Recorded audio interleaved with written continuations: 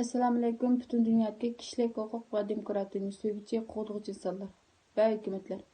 Men bu video orqali fashist Xitoyning Allohning va dunyoning qonuniga xilof rezil jinoyatiga va qon qarindishim akamning sababsiz tutib yo'qolib ketganligiga guvohlik bermoqchi. Mana bu mening akam Mehmet Yasin Rayin. Turishlik adresi Qashqar shahar, Konshar naya, Oqsaqlıza, G'ujil 1 mahallada.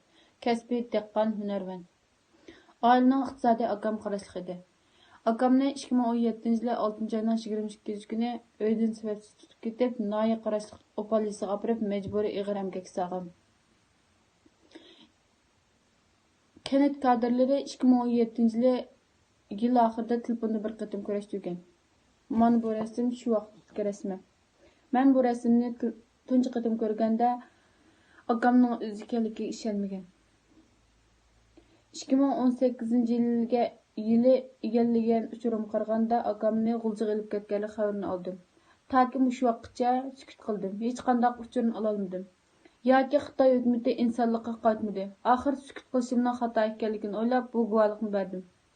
Hozir akamning qanday ahvolda, salomatlik qanday, hayotmi, vafot qildimi, hech qanday xabarini ololmadim.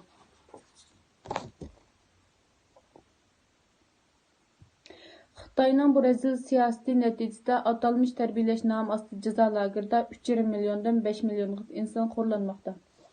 Men oxirida Xitoy hukumatining jazo lageridagi barliq odamlarni qo'yib berish bilan birga akamni qo'yib berishini va oylik qaytarishni qattiq talab qilaman.